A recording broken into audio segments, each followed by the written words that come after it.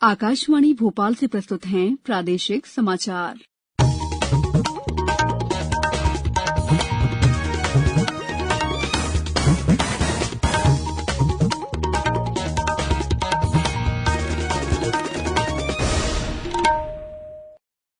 नमस्कार, समाचारों के साथ मैं दीपा सिंह।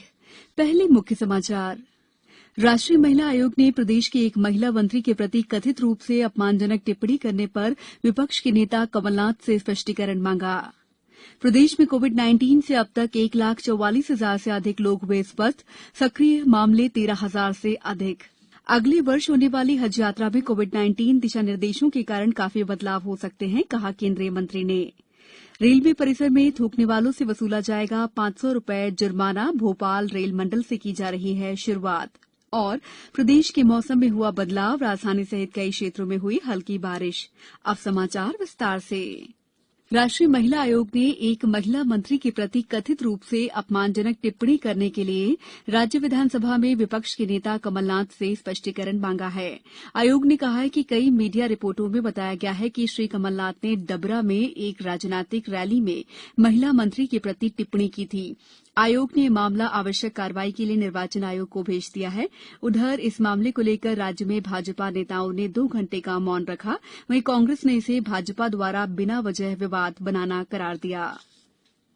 पिछले 24 घंटों में 1,000 से अधिक नए मामले सामने आने के बाद राज्य में कोविड-19 मामलों की संख्या 1,60,000 तक पहुंच गई है। इसी तरह संक्रमण से पीड़ित 20 मरीजों की मृत्यु के साथ ही राज्य में मरने वालों की संख्या 2,773 तक पहुंच गई है। राज्य के स्वास्थ्य बुलेटिन के अनुसार 1,427 कोरोना वायरस रोगियों को कल स्वस्थ होने के बाद अस्पतालों से छुट्टी मिल गई। इसके फलस्वरूप प्रदेश में अब तक 1,44,000 से अधिक लोग स्वस्थ हो चुके हैं। प्रदेश में अब 13,281 सक्रिय मामले हैं। अब राज्य में हर दिन लगभग 25,000 परीक्षण किए जा रहे हैं। वहीं अब तक करीब 26 लाख परीक्षण किए जा चुके हैं। आम लोगों की सुविधा के लिए राज्य में 711 फीवर क्लिनिक संचालित किए जा रहे हैं। कोरोना से बचाव के लिए प्रधानमंत्री द्वारा शुरू किए गए जन आंदोलन को व्यापक समर्थन मिल रहा है और समाज में जागरूकता के लिए भी प्रयास तेज हो गए हैं। इसी कड़ी में कथक नृत्य गुरु पद्मश्री डॉक्टर पुरुदाधीश ने लोगों से मास्क लगाने और 2 गज की दूरी का पालन करने की अपील की। कोरोना एक बहुत ही भयानक महामारी है जिससे सारा विश्व आक्रांत है। अभी तक इसका कोई भी उपचार प्राप्त नहीं हुआ है। ऐसे में हम सभी के लिए सबसे बड़ा उपचार सावधानी रखना ही है। आप सभी से निवेदन है कि मास्क पहने, सामाजिक दूरी का पालन करें, बहुत आवश्यक न हो तो घर के बाहर न निकलें और साथ ही थोड़ा प्राणायाम कर सकें तो और भी उत्तम होगा। समाचारों में वक्त है ब्रेक का। कोविड-19 से बचाव और सुरक्षित रहने के 3 उपाय। मास्क लगाएं, 2 गज दूरी है जरूरी, सुरक्षित दूरी रखें, हाथ और मुंह साफ रखें। ब्रेक के बाद समाचारों में आपका एक बार फिर स्वागत है। कोरोना दिशा निर्देशों की वजह से अगले वर्ष होने वाली हज यात्रा की प्रक्रिया में काफी बदलाव हो सकते हैं। आज नई दिल्ली में केंद्रीय अल्पसंख्यक कार्य मंत्री मुख्तार अब्बास नकवी ने बताया है कि अगले वर्ष होने वाली हज यात्रा राष्ट्रीय और अंतर्राष्ट्रीय प्रोटोकॉल और दिशा निर्देशों को ध्यान में रखते हुए आयोजित की जाएगी। उन्होंने बताया कि अगले साल हज यात्रा जून-जुलाई 2021 में आयोजित करने का कार्यक्रम है, लेकिन इस बारे में अंतिम फैसला उचित समय पर और सऊदी अरब तथा भारत सरकार के दिशा निर्देशों के अनुसार किया जाएगा। उन्होंने कहा कि भारत सरकार और हज कमेटी ने इस संबंध में आवश्यक तैयारियां शुरू कर दी हैं। केंद्रीय वित्त और कॉर्पोरेट मामलों की मंत्री निर्मला सीतारमण ने कहा है कि वित्त वर्ष 2020-21 और 21-22 में केंद्रीय सार्वजनिक क्षेत्र के उपक्रमों का पूंजीगत व्यय बढ़ाने की जरूरत है। वे पेट्रोलियम और प्राकृतिक गैस तथा कोयला मंत्रालय के सचिवों और केंद्रीय सार्वजनिक क्षेत्र के 14 उपक्रमों के अध्यक्षों और प्रबंध निदेशकों को वीडियो कॉन्फ्रेंस के जरिए संबोधित कर रही थीं। उन्होंने बताया कि वर्ष 2020-21 के लिए केंद्रीय सार्वजनिक क्षेत्र के उपक्रमों का पूंजीगत व्यय का लक्ष्य 1,15,993 करोड़ रुपए है। अब रेलवे परिसर में थूकने वाले लोगों पर 500 रुपए जुर्माना लगाया जाएगा। पश्चिम मध्य रेलवे ने ये कदम कोरोना संक्रमण की रोकथाम के लिए उठाया है। इसकी शुरुआत भोपाल मंडल से की जा रही है। भोपाल डीआरएम उदय बोरवनकर ने बताया है कि अब तक रेल यात्रियों को केवल समझाइश दी जा रही थी, लेकिन अब हमने सख्त कदम उठाने का फैसला किया है। केवल लोगों को सचेत कर रहे थे कि पब्लिक प्लेस में थूकना मना है। कि थूकने से संक्रमण आपको पता ही है कि बढ़ता है।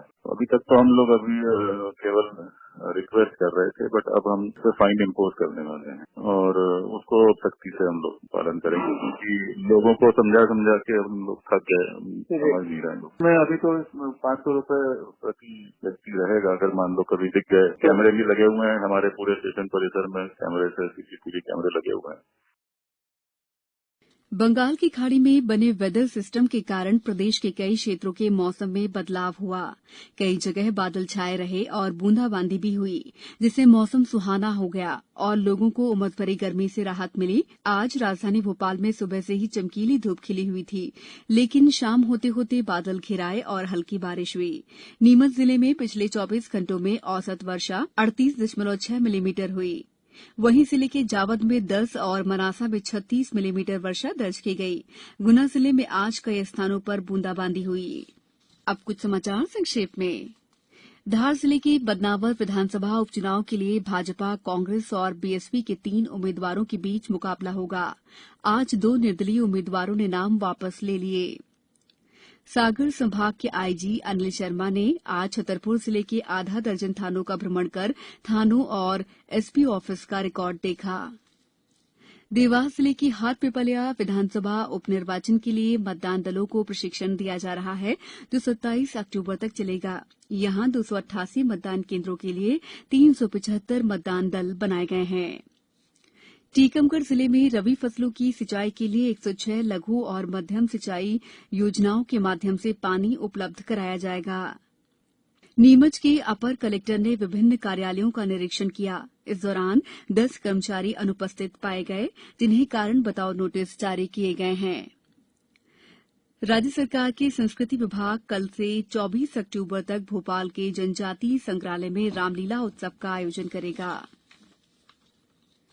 अंत में मुख्य समाचार एक बार फिर। राष्ट्रीय महिला आयोग ने प्रदेश के एक महिला मंत्री के प्रति कथित रूप से अपमानजनक टिप्पणी करने पर विपक्ष के नेता कमलनाथ से स्पष्टीकरण मांगा।